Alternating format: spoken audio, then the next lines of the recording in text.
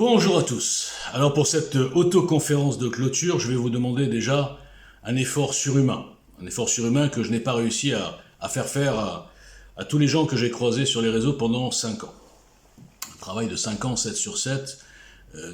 Les gens ne se rendent pas compte ce que ça veut dire exactement. Bon, bref. Donc l'effort surhumain, c'est de même par étapes d'aller jusqu'au bout de cette conférence. Hein.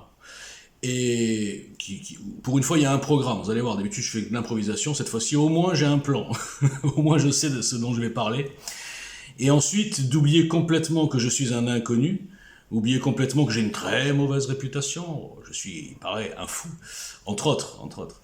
Et de prendre en compte ce qui est dit et pas celui qui vous le dit, qui n'est jamais passé à la télé, qui n'a aucune caution médiatique, qui n'a pas de followers, qui n'a pas de suiveurs, qui n'a aucune vue sur ses chaînes et ses comptes suspendus 42 fois, entre autres, sur Twitter. Voilà. Alors le plan, je vais quand même le réviser parce que j'ai pas l'habitude. Alors, en premier chapitre, l'état des lieux en 2017. C'est-à-dire, pourquoi un inconnu dans son salon a décidé, d'un coup comme ça, alors qu'il n'avait jamais fait de politique, alors qu'il n'était pas investi dans la vie associative, alors qu'il était complètement, je répète, inconnu.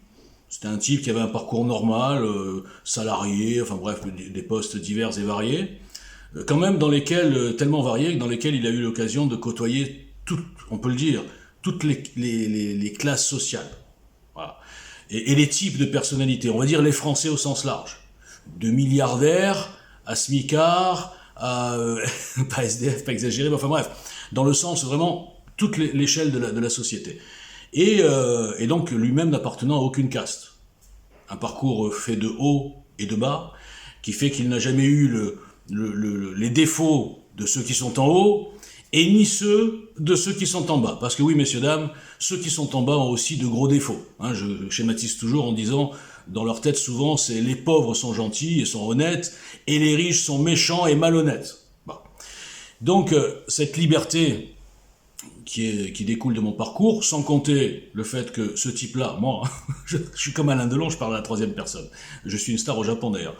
Ce type-là, évidemment, de mère catholique française de souche et de père juif tunisien, évidemment qu'il est même pas juif, il est même pas catholique, il est un peu tout et rien. C'est pour ça que je m'appelais d'ailleurs Moses, 50% Jésus, 50% Moïse. Mais le problème, c'est que les gens m'ont pris au sérieux. Bon, après ils ont dit, mais pour qui ce Français-là, il est fou? Mais non, je suis pas fou, je fais semblant, vous n'avez pas compris encore. Bon. Donc l'état des lieux, voilà, revenons au sujet. L'état des lieux, en 2017, c'est quoi? C'est de comprendre dès 2017, et avant même Macron, hein, que nous avions une classe politique à la fois consanguine, et à l'époque, je pensais simplement incompétente. D'accord? Premièrement.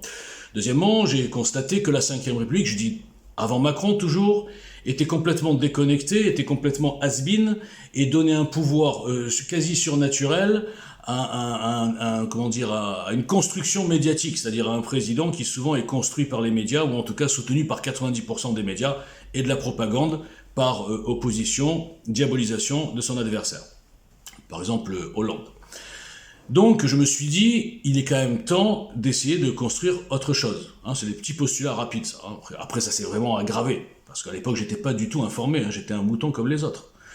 Et donc moi j'ai pris ça comme un exercice de style. J'ai dit les gars, je vais écrire une trame de programme, un changement de la Ve République, qui va redonner la confiance aux gens, parce que déjà l'abstention était énorme, elle s'est accentuée depuis, parce que les gens n'ont plus confiance dans ces gens-là, dans ces politiciens, dans ces partis, les gens n'ont plus confiance non plus dans les médias, en tout cas c'est ce qu'ils disaient en 2017 dans les sondages, donc on va essayer de construire quelque chose qui vient d'ailleurs. Hein, qui vient d'en bas, mais pas d'en bas forcément le côté mauvais du bas, le côté plutôt majorité silencieuse, de tout type de métier, de tout type d'expérience, et je me disais, et là-dessus je me suis pas trompé, oui, je me suis pas trompé, nous avons dans ce pays la chance d'avoir plein de gens qui sont inconnus comme moi, qui ont beaucoup de choses à dire, qui ont des QI, si j'ose dire, qui ont des expériences terrain, des retours d'expérience, si on peut dire, de chaque matière, et avec ces forces vives, nous aurions, mon objectif en tout cas, c'était de construire un train. Hein, je disais un bateau, mais quelque part, il n'y a pas longtemps, on m'a dit de construire un train, c'est vrai que c'est mieux.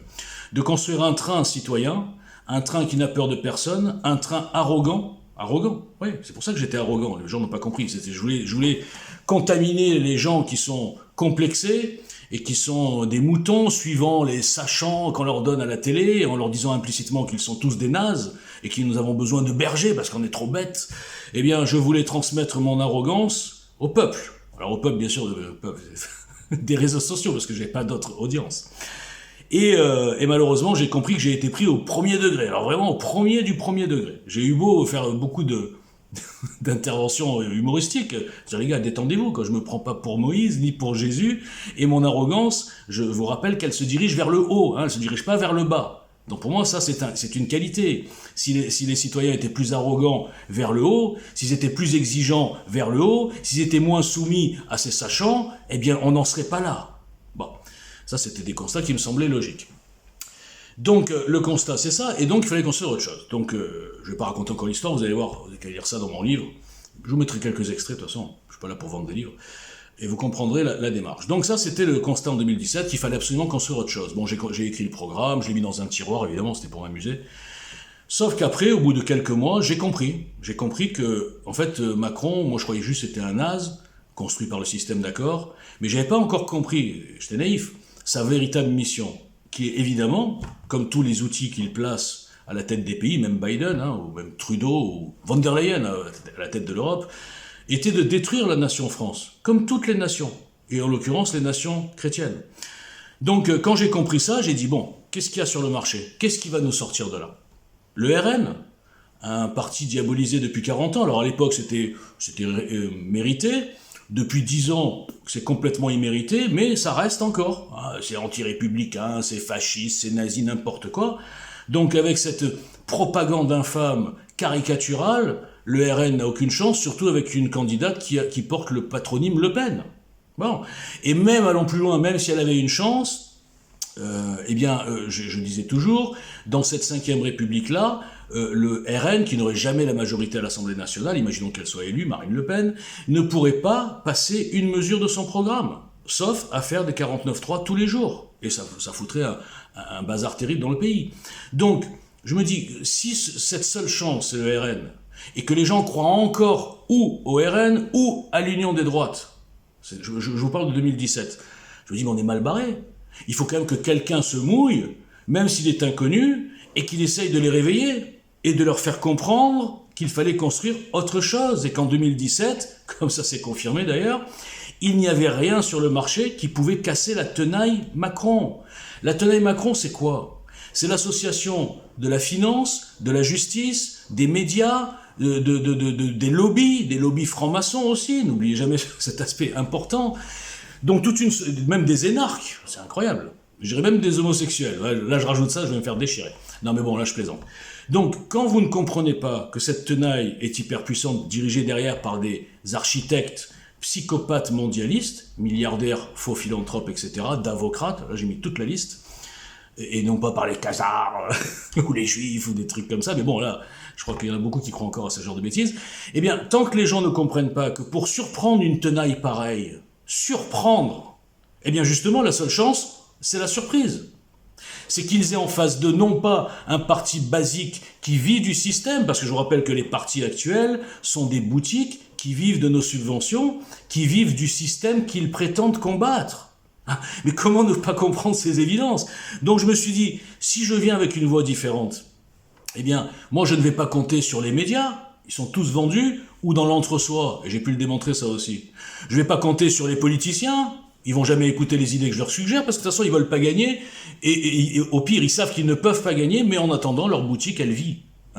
Elle vit comme une entreprise, voilà, avec des clients qui croient.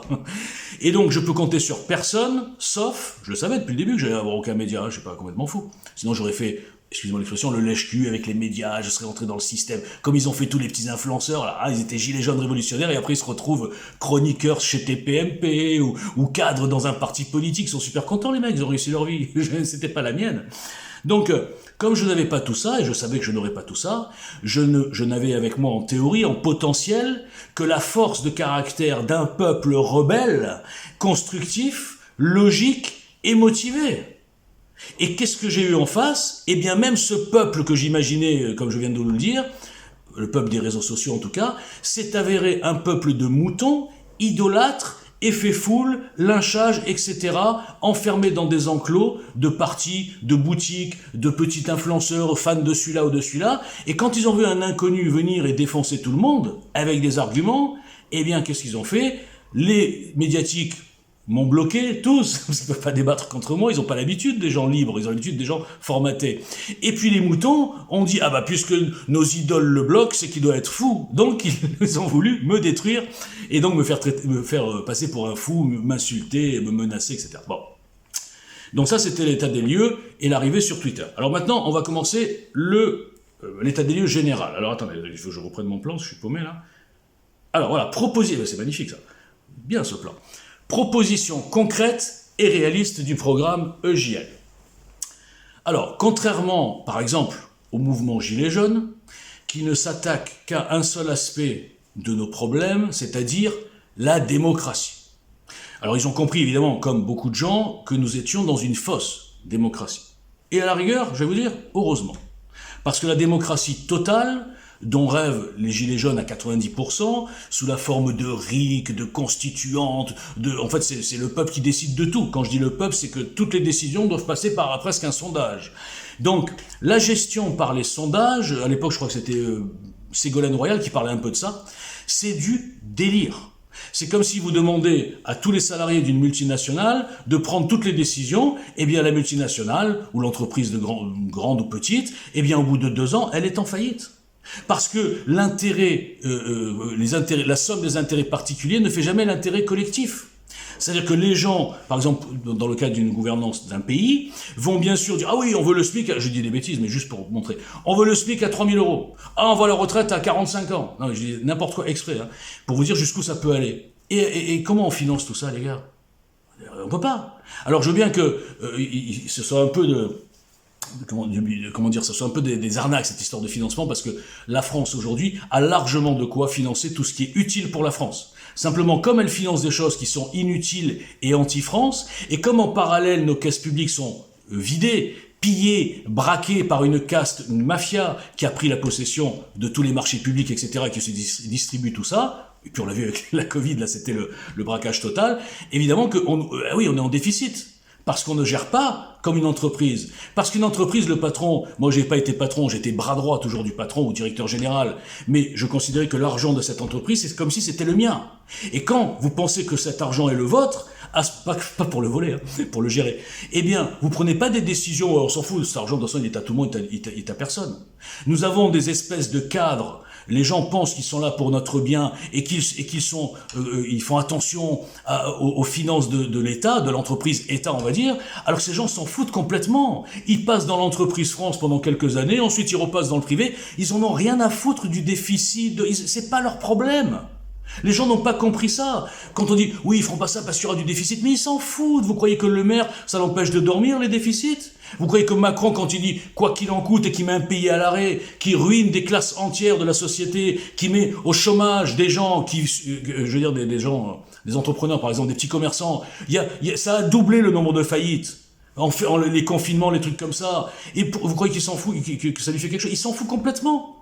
Lui, il est dans sa mission, détruire l'économie, détruire la France, détruire le moral, détruire même la sécurité. Hein. Il nous place dans l'insécurité financière, physique. L'insécurité n'est pas combattue, vous l'avez compris. L'islamisation, la submersion migratoire, le vaccin, la peur du vaccin, un truc qui tue 0,02% des gens, et encore avec des profils particuliers. Il veut vacciner nos enfants, masquer nos enfants, nous mettre dans le stress total. Qu'est-ce qu'il veut faire ? Allez voir des bergers qui vont vous parler comment on gère des troupeaux de moutons. Moi, je m'étais inspiré de ça. Bon, sauf que moi, j'ai fait l'inverse. J'ai pas voulu leur faire peur, les gens. J'ai voulu les agresser pour qu'ils réagissent. Bon, moi, je suis pas un bon berger. Je suis très mauvais en berger. Mais ces mecs-là sont très forts. Ils connaissent le syndrome de Stockholm. Ils connaissent les effets de l'expérience de Milgram. Ils connaissent tout ça. Ils connaissent le fonctionnement des foules et des masses. Et ils savent que dans ces masses, il y aura maximum, mais je suis gentil, 10% de réfractaires. Pas des complotistes, parce qu'ils ont changé le mot, de réfractaires et de gens qui réfléchissent, et qui comprennent les méthodes de manipulation, et qui mettent en avant des preuves, mais comme ces preuves ne sont pas diffusées, et parfois même sont détruites par les propres moutons, que ces preuves veulent libérer, on ne peut pas s'en sortir. Donc c'était quoi, pour revenir, j'ai fait une longue digression là, alors donc pour revenir au sujet, c'est quoi la base de JL Citoyen? C'est de moderniser la 5e pour redonner la confiance. Comment on donne la confiance? Avec un contrat de confiance. J'irai même pas plus loin. Ceux qui sont curieux iront voir le programme. Ensuite, c'est quoi le deuxième problème? Le deuxième problème, c'est la corruption.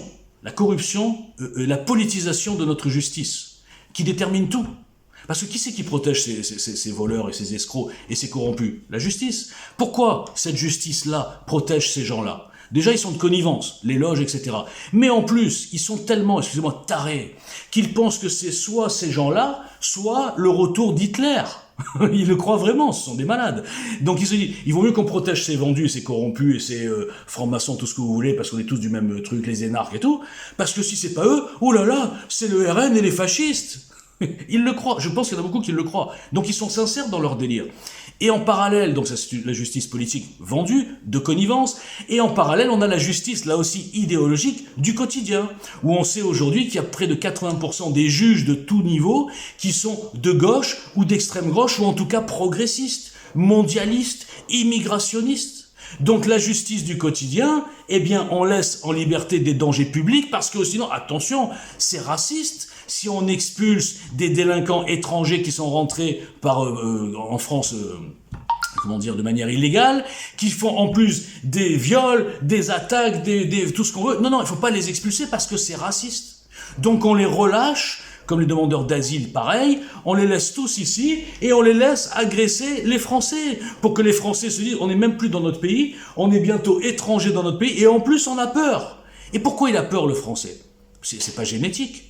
Parce que le Français, depuis 70 ans, il est habitué au confort. Il n'est pas habitué à se battre, le Français. Le Français n'a pas vu dans le quotidien des agressions, n'a pas vu la violence. Ces gens qui arrivent, ils sont pas plus forts ou plus faibles que les Français. Quand je dis les Français, c'est les Français de souche, les Européens, quoi. Ils sont pas plus forts ou plus faibles, ou plus intelligents ou plus bêtes. C'est qu'ils ont un parcours de vie dans leur pays respectif qui fait qu'ils ont été plus proches de la violence, de la souffrance, tout ce qu'on veut. Et quand ils arrivent ici et ils voient des gens qui sont dans le confort et qui baissent la tête, eh bien, c'est open bar. Et le Français, donc, a peur. Parce que, en plus de tout ce que je viens de dire, le Français n'est absolument plus solidaire, il regarde toujours ailleurs, comme le métro, et comme moi-même, j'en ai fait l'expérience sur les réseaux, dès qu'il y a un truc où on participe au lynchage, rarement quand même, où on regarde ailleurs, comme dans le métro. Alors que, en général, les gens qui arrivent sont solidaires entre eux, et le pire, et là c'est un truc incroyable, c'est que les immigrés qui sont là depuis des générations, qui sont parfaitement intégrés, que ce soit des Africains ou des musulmans ou n'importe quel, des immigrés, en tout cas extra-européens, ces immigrés qui sont intégrés, qui respectent la France, qui se sont adaptés, qui sont contents d'être là, même si bon, ils ont toujours leur cœur est resté dans leur pays, leur double nationalité, mais malgré tout, c'est pas des gens qui vont foutre le bazar en France, ils respectent. Eh bien, ces gens-là, par réflexe culturel, par réflexe tribal, par réflexe idiot, ils vont, appuyer l'immigration clandestine. Ils vont appuyer la submersion migratoire, parce qu'ils ont l'impression de défendre le racisme ou je ne sais pas quoi, et ils ne comprennent pas qu'ils creusent eux-mêmes la vision qu'ont les Français, finalement élargie à l'ensemble des immigrés. Donc ils ne sont pas français avant tout, ils sont marocains, tunisiens, algériens ou je sais pas quoi, avant tout, et musulmans bien sûr, avant d'être français. Et là est le problème. Si ces gens comprenaient que ça n'est pas bon pour eux non plus, cette submersion migratoire, ça n'est pas bon pour eux non plus que 400 000 étrangers inassimilables qu'on laisse dans nos rues en liberté et des fois vivre dans des conditions encore pires que dans leur pays, c'est pas bon pour eux. Ça n'a rien à voir avec du racisme. Eh bien, au passage, le programme EJL avec le VMNE, le versement mensuel national étranger, eh bien, non, étranger, je ne sais plus, bon, il faut aller voir, eh bien, même ce problème-là, psychologique, est résolu de façon financière. Oh, c'est fort ça, mais personne ne peut comprendre parce que c'est tellement original. Bon, donc j'ai dit qu'il faut s'attaquer à la Ve République et à la justice. Ce sont les deux axes forts et incassables de JL. Troisième, alors, pourquoi le boycott, les cabales, diffamations, insultes pendant plus de 2 ans sur les réseaux sociaux contre un simple citoyen inconnu? Eh bien là, on touche l'aspect psychologique du problème, parce qu'il y a un problème global d'apathie, des gens qui ne veulent pas réagir ou qui ne veulent pas construire et qui croient encore aux miroirs aux alouettes et aux partis, aux politiciens et au système. Donc, le problème psychologique, c'est quoi? Et c'est tout à fait explicable. Je l'ai compris très, très vite, mais j'ai pas trouvé de solution. Le problème des gens, des inconnus, comme moi, c'est qu'on ne sait pas pourquoi, il y a un réflexe mouton noir qui fait que ça les énerve si quelqu'un comme eux, du même niveau, c'est-à-dire un inconnu, quoi, qui n'a pas de compétences particulières, qu'un inconnu comme eux ose tenter quelque chose et tenter de construire et ose agresser, interpeller, ridiculiser, démonter, démasquer leurs idoles. Donc, au lieu de trouver une solidarité citoyenne, là je dirais presque de caste, de citoyenne d'en bas, au lieu de trouver une solidarité citoyenne pour au moins réfléchir, oublier son caractère, oublier, bon, ok, mon humour est mal compris, c'est pas grave, mon agressivité, entre guillemets, est mal comprise, c'est pas grave, on s'en fout de qui c'est. Mais qu'est-ce qu'il dit ce mec-là? Est-ce que les gens ont fait l'effort d'aller lire et de comprendre et de voir les dates à laquelle ces choses ont été écrites bien avant leurs influenceurs et leurs idoles? Non, jamais. Parce que l'effet mouton noir aveugle et rempli de haine et de rage et d'ironie ou de condescendance ces gens-là contre un type qui est comme eux et qui parle pour eux. Donc, quel que soit mon caractère et mes erreurs de communication, parce que je suis pas un communicant, moi, comme je suis pas un politicien, je brosse personne dans le sens du poil. Ça, les gens n'ont pas compris. Eh bien, comme ils n'ont pas compris ça, ils ont tué, en tout cas médiatiquement, non, sur les réseaux sociaux, ils ont tué un type qui est arrivé d'une manière saine, qui n'était pas là pour son portefeuille, sinon j'aurais fait influenceur comme tout le monde et j'aurais une petite chaîne et je serais la star. J'aurais fait le lâche-cul, je répète, avec tout le système, les petits médiatiques, les petits influenceurs, je passerai sur les médias, je serai un bon client parce que j'ai un certain style, ils vont dire, ah regardez, il est prétentieux, non, non, c'est la vérité, j'ai un style en tout cas original, et je serai tranquille, j'aurais pas pris le risque de mettre, les gars, bannière politique, venez, on va tous les déglinguer, en politique je veux dire, et donc je serai aujourd'hui tranquille, personne ne m'aurait insulté, personne ne m'aurait menacé, personne n'aurait, bien sûr, mon nom Boujna, alors là ça a été le festival, personne n'aurait fait des trucs antisémites, des menaces, ma fille, ma femme, bref, personne. Ils auraient dit, eh ben ça va, c'est juste un influenceur, il n'est pas dangereux, donc le système n'a aucune raison d'aller le détruire, laissons-le, c'est la liberté d'expression. Et là on touche du doigt tous les influenceurs inutiles qui jamais ne se mouilleront dans une action politique parce que eux, ils sont là pour gagner leur vie, vous n'avez pas compris. Donc moi, comme j'étais pas là pour gagner ma vie, j'ai pris ce risque. Et franchement, au fond, je regrette pas. Parce que dans mon livre, tout est prouvé, démontré, daté, il n'y a rien à faire. Donc je finis cette mission, avec cette conférence notamment, qui n'en est qu'à son début, attention, c'est long, en me disant, j'ai la conscience tranquille les gars. Vous, pendant que vous m'insultiez, vous n'avez rien fait. Vous, pendant que vous m'insultiez pendant 5 ans en croyant à l'union des droites, vous êtes fait avoir. Ou en croyant au RN, ou même en croyant à Zemmour, le non-politicien qui est aujourd'hui plus politicien que le politicien, vous êtes fait avoir les gars. Moi, je me suis fait avoir par rien. J'ai juste subi des insultes, des cabales, mais au fond, qu'est-ce que je m'en fous? Moi, ça m'a pas détruit, j'ai une confiance en moi inaltérable. C'est juste que ce qui m'embête, c'est que ça a détruit Eugiel. Ça a détruit une porte de sortie potentielle, avec un fort potentiel. Ça, c'est embêtant. Mais moi, je ressens encore plus fort. Aujourd'hui, si jamais j'avais eu un petit peu de visibilité, mais n'importe quel journaliste qui vient, qui m'attaque, je le démonte. Je lui dis, les gars, moi j'ai subi des choses que personne n'a subi. Alors c'est du virtuel, mais enfin c'est chiant des fois, c'est énervant des fois. Mais personne ne pourra me coincer. Les mecs, ils ont fouillé ma vie, ils sont allés chercher mon père en 1930. Ils ont rien trouvé. Eh ouais, j'ai pas de casserole, les gars. Je suis pas comme vos politiciens. On m'a traité de harceleur de femmes, des femmes que je connaissais même pas, dont j'avais même pas le téléphone, mais je les ai harcelés. Ils ont diffusé ça, ils étaient contents. Vous êtes, je pense, je vous le dis, enfin ceux qui se reconnaîtront, vous n'êtes que des cafards. Inutiles pour la France, inutiles et qui devraient avoir honte d'eux. Vous avez détruit une initiative qui était vraiment une porte de sortie potentielle. Vous êtes fiers de vous, bravo, mais vous n'êtes que des cafards. 4e volet. Alors oui, c'est pareil, mais j'ai déjà répondu. Pourquoi le système politico-médiatique a ignoré cette initiative alors que Eugiel était là depuis 2017, avant les Gilets jaunes? Pourquoi? Parce que les slogans faisaient peur au système au sens large, et même à ces petits médiatiques qui font semblant d'être des rebelles et des résistants. Le stop politicien fait peur, le autre chose fait peur, Et le quoi avant qui fait peur, parce que eux, en tout cas, ils savent que les gens, malheureusement, je le répète, à 90%, sont des moutons qui ont besoin de bergers. Ils ont besoin d'un qui. Et là, je reviens sur l'état des lieux 2017.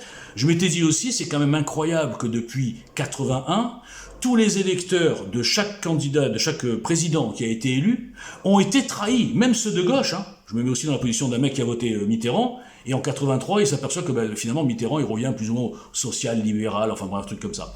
Donc, ils ont tous été trahis par des qui, mais pas les qui que vous pensez, par des qui leur ont fait des promesses de campagne et qui ont fait exactement le contraire dans l'impunité totale puisque le mensonge est autorisé et que les moutons acceptent la fatalité du politicien qui ment. C'est la base de JL. Le politicien n'a pas vocation à mentir. C'est parce que vous êtes faible, parce que vous êtes soumis, parce que vous êtes fataliste, que les politiciens continuent à vous balader et à vous prendre pour des abrutis. Mais dans leur bureau, ils doivent mourir de rire. Le changement, c'est maintenant. Je vais moraliser la vie politique. L'autre, c'était quoi? Le Karcher. Et l'autre, c'était quoi? La pomme, il mangeait des pommes. Et c'était quoi? Il y avait un autre truc. La fracture sociale. Vous avez tous gobé, les gars. Et vous allez encore gober en 2027, sauf si j'arrive à vous réveiller, moi ou un autre. Le prochain outil fabriqué qui va succéder à Macron, qui viendra de Davos, de Bilderberg, de toute cette bande de chacals, pour détruire la France toujours, et qui aura sa légende construite par les médias, vendue, et vous allez tout avaler. Ah ouais, non mais Macron il s'était trompé, non mais moi vous n'avez pas compris, moi c'est différent. Alors ce sera peut-être Édouard Philippe, on ne sait jamais, et vous avez la mémoire courte. Vous allez même oublier qu'Édouard Philippe était là au début de la Covid, et qu'il a été exfiltré pour qu'on le laisse un petit peu propre quand même pour la suite. Donc, vous êtes des moutons naïfs, et le mec qui vous le dit, vous énervez contre lui. Mais moi, je suis pas votre cible, les gars. Moi, je mange pas dans cette gamelle, je mange pas dans ce système. Moi, je suis comme vous, j'essaye de m'en sortir, mais par rapport à vous, moi, au moins, j'essaye de réveiller les gens, même si c'est vraiment douloureux. Donc, pour revenir au sujet, tout ce système de l'entre-soi, des petits médiatiques, des petits influenceurs qui vous font des prévisions politiques, etc., ils vous traitent même parfois de moutons, hein. Je parlais de Nicolas Vidal, là, j'avais fait un petit truc là-dessus, c'était assez marrant. Eh bien, vous acceptez parce que ils ont la légitimité du système, ou alors ils sont protégés par le système, parce qu'eux ne sont pas suspendus, jamais. Moi, j'ai des gens qui font des appels au soulèvement général, leur compte Twitter est là, leur chaîne, tout va bien. Et moi qui n'ai jamais fait ça, suspendu 42 fois. Posez-vous les questions. Alors, donc ce système ne veut pas de moi, puisque je les ménage pas. Dans mon livre, il y a quelques exemples, des gens un peu connus, façon de parler. Je vous démontre que ce sont des hypocrites, ce sont parfois même des escrocs, ce sont des gens qui gagnent leur vie sur vous, les moutons, certains même envoient leur argent à l'étranger parce qu'ils sont binationaux, et vous voyez rien, quoi. Et vous allez vous en prendre au type qui gagne pas un flèche, qui fait jamais d'appel aux dons, qui essaye de faire un réveil citoyen, mais lui, vous allez le déchirer. Et pendant ce temps, vous allez idolâtrer les soi-disant résistants. Bon. Il y a un vrai problème psychologique, je suis désolé, hein.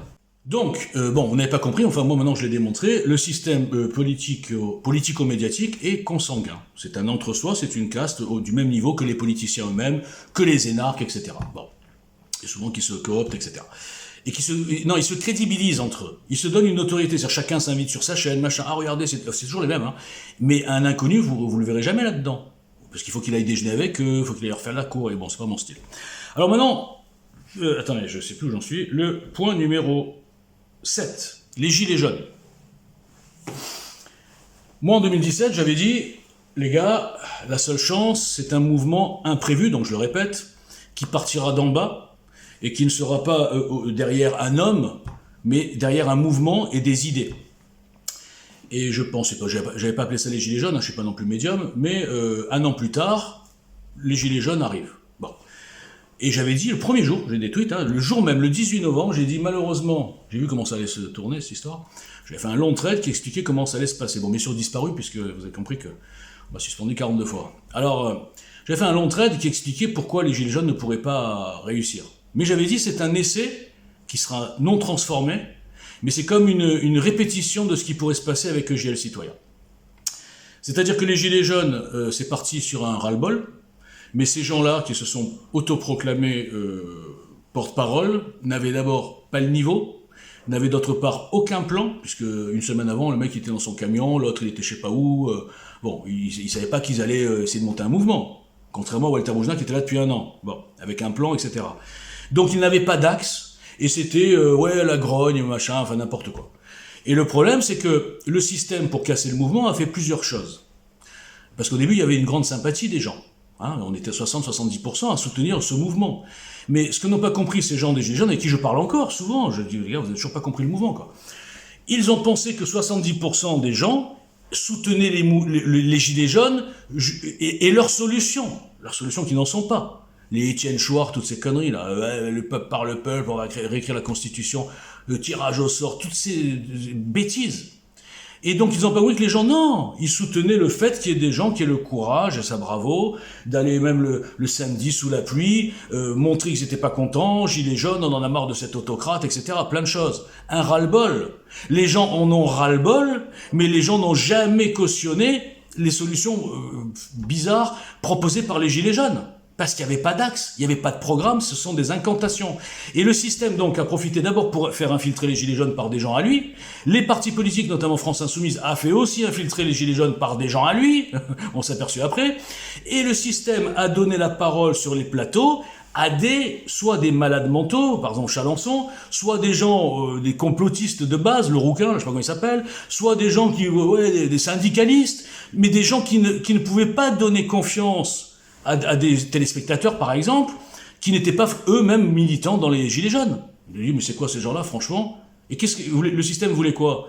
Que les gens tirent la conclusion logique, en leur montrant des trucs comme ça.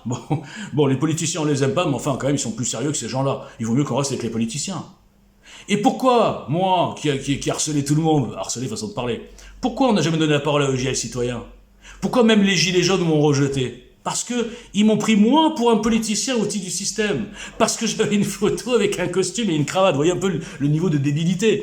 Alors j'étais là depuis 2017 en disant stop politicien, on va construire autre chose. Donc les gilets jaunes, avec le niveau général, je suis désolé, assez bas, m'ont jeté comme si j'étais un mec du système. Le système m'a invisibilisé parce qu'ils ont compris que moi je n'étais pas un gilet jaune de base. Il y avait un truc derrière que je pouvais mobiliser si on me donnait de la visibilité.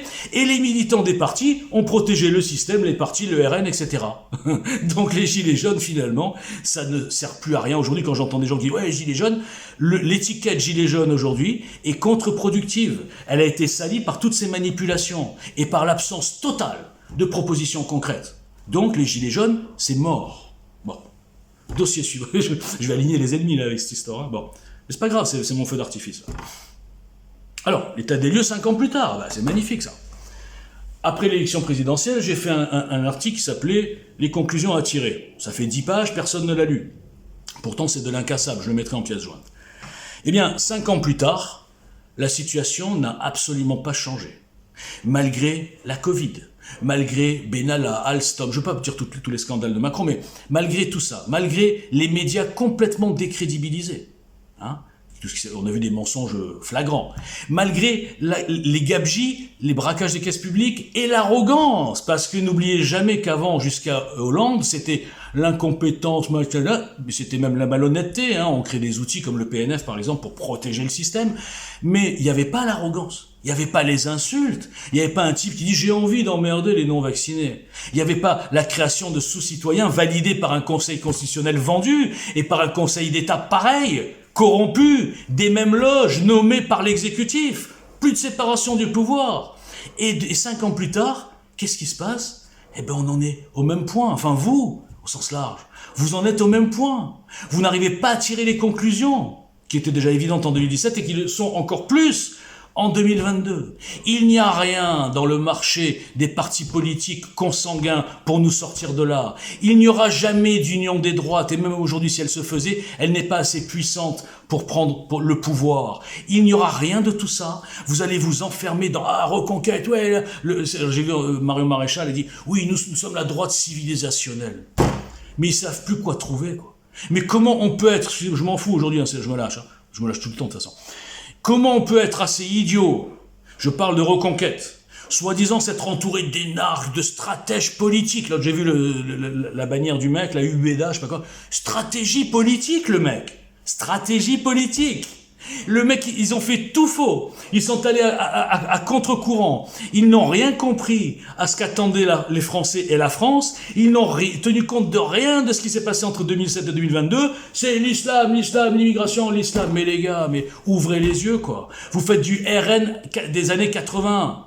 Et vous pensez que ça va sauver la France. Il n'y a aucune chance dans cette ligne identitaro-libéralo et faussement souverainiste. Faussement souverainiste. Qui lui dit à Éric Zemmour que c'est un fake, qui nous parle de souveraineté alors qu'il ne remet pas en cause ni l'OTAN, ni l'Union européenne, ni rien du tout?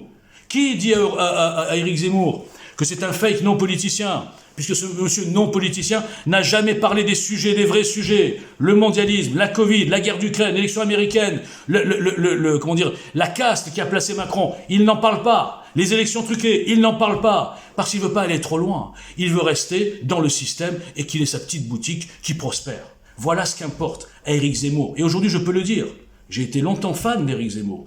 Et j'ai compris aujourd'hui qu'il est devenu un politicien comme les autres. Il est content d'alimenter ses fans. Il est content des hurrahs du public, 5 000, 10 000 personnes, c'est génial. Sur les réseaux sociaux, ils sont tous reconquêtes. Ils vont reconquérir quoi? Avec un programme qui ne change rien. Avec un programme qui attirera même pas un seul abstentionniste. Mais ils s'en foutent pendant ce temps, reconquête vie. Mais comment? Imaginez maintenant, allez-y dans le concret. En 2027, et comment vont-ils faire pour rendre le vote reconquête, le vote utile, alors qu'ils n'ont même pas un député à l'Assemblée nationale? Déjà, en 2022, c'était dur de déloger le RN. Et le RN avait 10 députés. Aujourd'hui, le RN a 90 députés. S'il y a une dissolution de l'Assemblée nationale, ils en auront 120. Mais comment Zemmour y pense qu'il va mettre dans la tête des Français que le vote utile, c'est lui? Enfin, franchement... Mais je deviens fou de voir cette bêtise. Et soi-disant des intellectuels, des énarques de mes deux. Et personne ne réagit. Et les gens avec qui je parle de reconquête, qui savent tout ce que je dis, qui sont d'accord 100 fois depuis le mois d'octobre dernier où j'annonçais la catastrophe. Non, ils disent rien. Il faut pas, non, rester au garde à vous et protéger la défaite. Exactement comme le RN pendant 5 ans. Tous ces petits militants binaires qui m'ont fait la guerre alors que je leur dis les gars, mobilisez-vous pour forcer Marine Le Pen à une alliance. Non, ils m'ont tué moi. Mais franchement, donc quand vous voyez ce niveau, quand vous voyez que les gens ne tirent pas les leçons et continuent à rester dans leur petit précaré, à sortir des incantations inutiles en étant en plus sur les réseaux sous pseudo, les résistants extraordinaires sous pseudo, ils n'ont même pas le courage de s'afficher. Alors franchement, vous voulez la faire comment la révolution? Donc 5 ans, rien n'a changé, c'est même pire. Parce qu'avec plus de preuves, pas que moi, bon personne me lit, on s'en fout, mais pourtant tout est écrit et daté. Avec plus de preuves, les moutons sont encore dans les mêmes enclos à attendre encore je ne sais pas quoi. Ils n'ont pas compris que Marine Le Pen a eu un accord avec Macron. Marine Le Pen s'était convenu qu'il fallait la rendre le vote utile, qu'il fallait la rendre le deuxième tour rêvé de Macron depuis 2017. Tout le monde sait que c'était prévu comme ça. Et donc il fallait diaboliser le Reconquête. Mais ils n'ont même pas eu de mal à diaboliser Reconquête. Reconquête, c'est diaboliser tout seul. Reconquête a tout fait pour être diabolisé. Alors je me dis, est-ce que Zemmour est idiot ou est un outil? C'est ça la question, personne ne se la pose. Attention, il ne faut pas toucher les idoles. Moi, je touche tout le monde. Moi, j'ai pas de frein. Quand il y a une vérité ou un mensonge, je l'ai dit. Zemmour, je l'aime beaucoup. J'étais le premier en 2017 à parler de Zemmour dans mon trombinoscope. Donc, j'ai rien contre Zemmour. Mais quand je vois ce gâchis, ce massacre, et que ce type se permette en plus d'ignorer et de jeter à la poubelle, parce que le mec n'est pas connu, je parle de moi, ce que je lui ai annoncé déjà depuis novembre, je lui dis, ce type n'a pas l'envergure. Il n'est pas proche du peuple. C'est donc un fake, c'est pas un non-politicien. C'est un pur politicien qui se croit au-dessus de tout et qui ne tire pas les leçons de son échec. Moi-même, tout bidon que je suis, j'ai tiré les leçons de mon échec. Je ne sais pas communiquer avec les gens parce qu'il faut leur dire ce qu'ils veulent entendre. Donc je suis pas un politicien, mais moi je m'en fous. J'ai tiré les leçons, mais c'est pas grave, j'étais pas là pour ça. Mais lui, son boulot, c'est de rassembler des gens pour sauver un pays. C'est pas de dire la même chose pour avoir 10 000 fans déchaînés, des idolâtres. Mais enfin, comment on peut ne pas comprendre ça? J'ai pas eu besoin d'être allé à l'ENA pour comprendre ça. Alors les gens, soit ils sont bêtes, tous ces gens, soit ils s'en foutent, tant qu'ils peuvent vivre sur la bête pendant X temps. Et vous vous posez pas les questions, les gars, je suis désolé, bien sûr que j'emmerde tout le monde. C'est normal. Bon, la suite. Alors la suite, mais là je crois que le peu qui m'écouteront sont des gens qui sont déjà convaincus de ce que je vais dire, donc je vais passer rapidement. En 2 mots, la Covid est une escroquerie. La Covid fait partie d'un plan mondialiste, enfin globalo-mondialiste, moi j'appelle ça les globalo-fascistes, qui a été décidé il y a bien des années et qui rentre dans le cadre de la soumission des gens d'habituer les gens à obéir à n'importe quel ordre, contre-ordre, de les gérer par la peur, par la division, et les contrôler de A à Z. Et aujourd'hui, on s'est aperçu, en France comme dans tous les pays occidentaux, que ça a fonctionné à 80%. Ce qui confirme malheureusement mon constat de base, le problème dans ce pays est psychologique. Et dans la soumission, l'idolâtrie, l'obéissance aveugle, et aucune remise en question, en tout cas à 80% des gens, aucune remise en question de ce qui sort de la télévision. Donc, par ricochet, aucune crédibilité pour des gens qui ne sont pas dans la télévision. Bon. Je ne vais pas aller plus loin parce que les démonstrations de la Covid, j'en ai fait plein. Et avant tout le monde, là aussi, c'est daté sur le site internet. J'avais appelé ça Covid, incompétence ou pire. J'avais déjà la réponse, mais il fallait quand même faire semblant de se poser des questions. Élection américaine, c'est pareil. Bon, ceux qui n'ont pas compris que Biden avait été placé, Biden c'est comme Macron, pareil. Même commanditaire, même constructeur, même architecte, même pantin, même marionnette que Macron. Donc je ne vais pas aller plus loin. Ensuite, la guerre d'Ukraine, bon, j'en ai parlé aussi, c'est pareil. Vous avez tous compris, c'était ça fait partie aussi du plan. Ils ont poussé Poutine à bout, c'est un piège tendu à Poutine. Enfin, moi, je ne vais pas parler de ça. Donc, peu importe la guerre d'Ukraine, on s'en fout. On va passer à autre chose, parce que ça, c'est du basique. Alors maintenant, juste pour finir là-dessus, c'est pareil, même sujet. Est-ce qu'il y a encore des gens qui n'ont pas compris que tous les dirigeants des organisations internationales, supranationales, type OMS, ONU, Union Européenne, OTAN et même les chefs d'État des pays occidentaux, notamment, parce que c'est la première cible des mondialistes, qui veulent d'abord détruire les nations occidentales. Pourquoi ? Parce que c'est encore, malgré tout ce que je viens de dire, là où il y a le plus de QI, je suis désolé de le dire, là où il y a le plus de gens qui ont un peu une indépendance financière, par rapport à la population, là où il y a le plus de gens qui soi-disant réfléchissent, je dis bien soi-disant, et donc il faut les casser tout de suite, et les rendre des esclaves comme le reste du monde et les pays du tiers-monde. La Chine a déjà fait son job en interne, la Chine ne sera pas touchée parce qu'elle est complice des mondialistes. C'est des complices hétéroclites.